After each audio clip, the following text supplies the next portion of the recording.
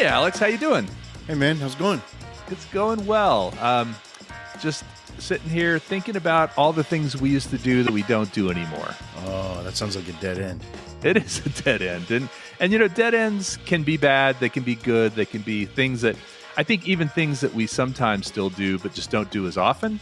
And I think that's what mine kind of is today. It's something that still happens pretty frequently, but a lot less than it used to, Like just staring straight ahead, you mean?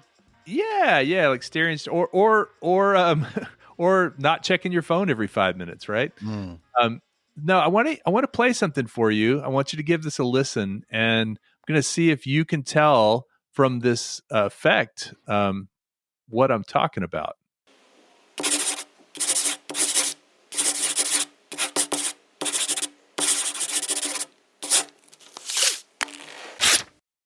Just writing by hand? Writing and then doing something. What's that last part?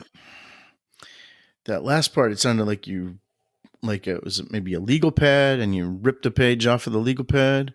Let me do it for you live. I'm going to do this for you live. I'm going to actually do it with a real thing too.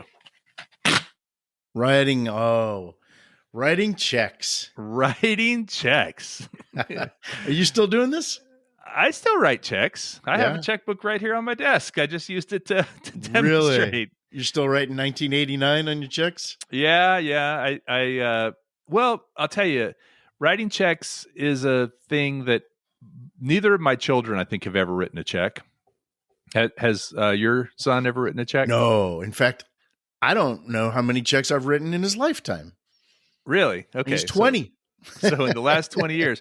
Well, the thing is, checks are very, very common still, but the popularity has gone down because of electronic processing. Also, writing a check was kind of a complicated system. You'd have to write the check, give it to the grocery store or whatever. Then the grocery store would send it to their financial institution, along with all the other payments from that day. And then that check would be sent to the regional reserve bank or a clearinghouse. And then that reserve bank would present the check to the original financial institution. The original institution would then deduct the amount out of your account, and then it would clear and you would get it back in the mail. Think of all the wasted gasoline and trucks and airplanes and whatever you had to have to get those checks from place to place. I mean, millions of checks, right? Yeah. But I don't look at it fondly as you did. That was a pain. Well, no. I don't necessarily look at it fondly. I just think it's interesting that for so long we did this really complicated process. Now, do you know one of the big things that actually helped push through the change to get rid of checks? To get rid of checks? Well, to make checks less popular. It was something. It was an act that happened in 2003 and was took effect in 2004. But there was something that happened before that made us decide not to do that long process or to make it harder to do that long process. Yeah, because this was obviously before smartphones then, if it was that long ago.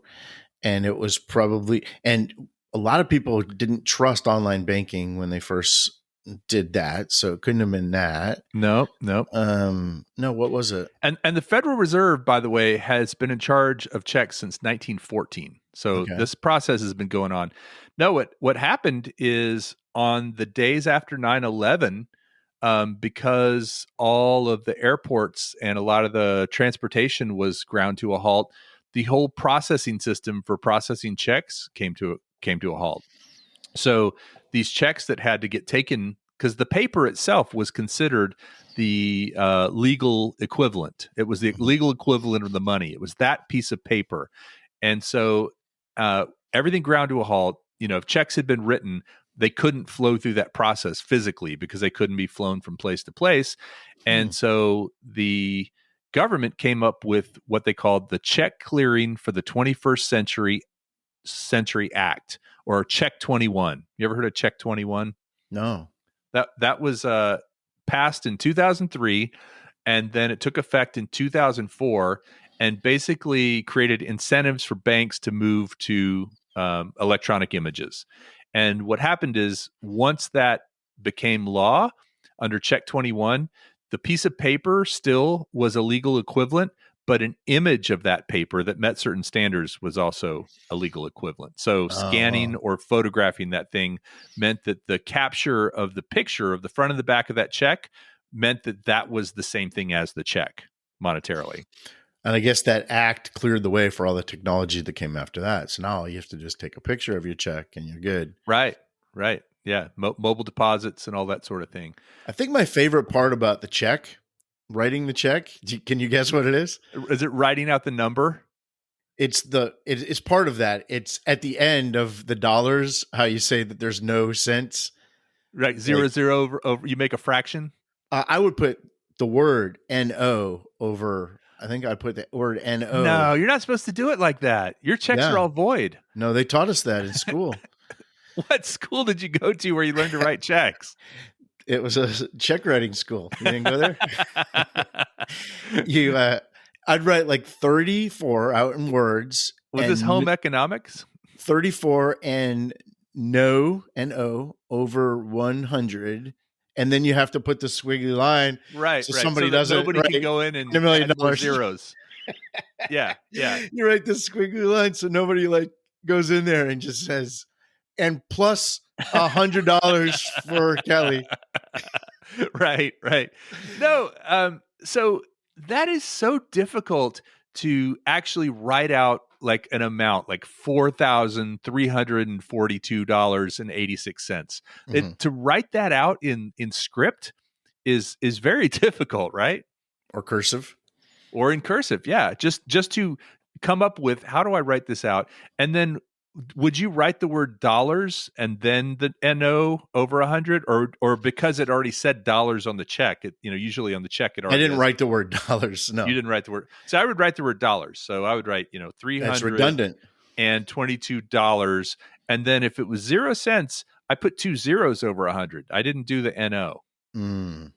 But then what if somebody would come along and put a 1 in front of those 2 zeros? Then it's another dollar. It would be another dollar. You're jammed. Wow. You got to watch for that guy coming after you that can just make it different. Actually, funny thing. One of my friends who, I don't know if you've ever met him before. We were talking about him earlier as my alternate date to the Weezer concert. When we were in school, he came to visit me. He went to school in Illinois, and he came down to visit. It's one of my camp friends. And when he left, he said, "Hey, I got a little something for you. I feel like I owe you something for staying with you for a week and eating your food and hanging out. And so I just wanted you to have this." And he wrote me a check and handed it to me, and it was for like $10 million. Oh, cool. And he said, "Here you go." And it was a real check. He wrote me a real check for $10 million. And I had it on my... What do you think's the largest check you ever wrote? It was 6 figures. It was 6 figures for work. Yeah. Oh, wow. You wrote it by hand? You got to write it out, or you typed it? No, I wrote it out by hand. You wrote that whole thing, and then you wrote and then you write the squiggly. You probably didn't have to write the squiggly line because it was so long. I had to like proofread it 7 times, before I could hand it over. Wow. But yeah, it was actually a tax payment that I was mailing in when I was still mailing tax payments. I guess mine was probably when you close on a house, don't you have to like write a big check on a down payment or something? Well, here's the kind of funny thing about that. Actually, you kind of got to one of the interesting points about this is that while the volume of checks written today has drastically decreased, the average value of each check has drastically increased. And that's because people don't write checks for the grocery store anymore. They don't write checks, to pay a friend or for dinner or anything like that. But they do write them for buying a house, for buying a car, for those large purchases. And so while we don't write checks as often, the checks we do write tend to be bigger. I wonder what the smallest check I've ever written is. Like, I don't think I've ever written a check for under $1. Less than $1. Then you would write no dollars and 13 over 100 cents. Well, the other day I went to the post office, and I think I had done something where I had done the automatic postage. I'd use that little machine to mail a box. And then when the woman weighed it, she said that my postage was 6 cents short, and I paid 6 cents with a credit card. You should have written him a check. Right. So Would you write the squiggly line? You write no dollars and 6. Would you write 6 or 06 over 100? 06, yeah, because I don't want him to add a 0 after it no, but it's you write yeah, and then you have to write the squiggly line so nobody writes and $1 million. Right, plus $1 million. I wonder if you're the bank and you ever got a check that's for $4.38 and $1 million, if you'd get suspicious, or if you just have to cash it. Just say that's enough of that. It's the squiggly line error. So checks, you know how long a check is good for before it goes void? Ooh, boy, I remember that I used to get checks from my grandparents, and if I didn't cash them, like for $2 or whatever, and if I didn't cash it in time, they'd call my parents, or they'd write a nasty letter to me and ask me why I haven't cashed the check. I'm going to guess 120 days. 6 months. 6 months is the standard. According to the United States Uniform Commercial Code, a bank is not obligated to pay a check that is more than 6 months old. But they can. They can cash a check after 6 months. It's discretionary. And checks that are when they're more than 6 months old, you know what they're called? Delinquent? Stale dated. Oh, stale. I like that. Stale dated checks. Yeah. Did you ever have the checks with the little carbon copy behind it? Oh, yeah. Yeah. And then you'd use that to balance your checkbook. Yeah. I used to do that. I used to balance a checkbook. Like I had a little ledger and you'd put in what you spent and all that. But where that came in handy, and I agree with you, because I have written some checks in the past, and then like somebody holds on to it for weeks or months, and then all of a sudden like you forget about it, and then they go cash it, and then like you're delinquent because you like, oh, I forgot I wrote that guy a check for $60. There's a lot of places now that don't take checks anymore. Target does not take checks. Whole Foods, I didn't know Aldi, that. Old Navy, Lululemon, but you know where you can still write a check anytime you want? In the grocery store. Walmart. And boy, being behind somebody with a checkbook, just right. Everything just it's a grinding halt. Yep. And then they ask the clerk to go fetch them some cigarettes. They never have a pen. Yep.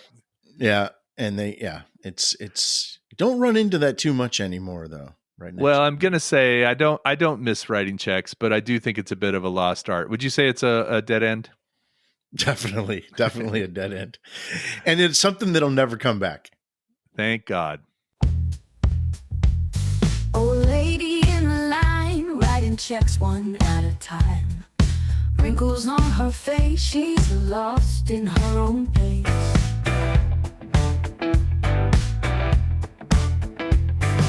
Groceries on the belt, I can't tell how she felt.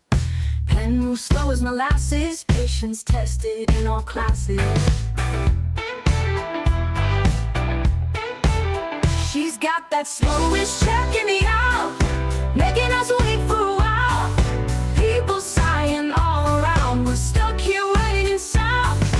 Tick-tock goes the clock, frozen like a stone rock. Other lines move like a breeze, we're stuck here on our knees.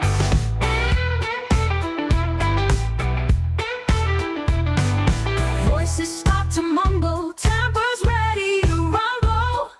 Manager shakes his head.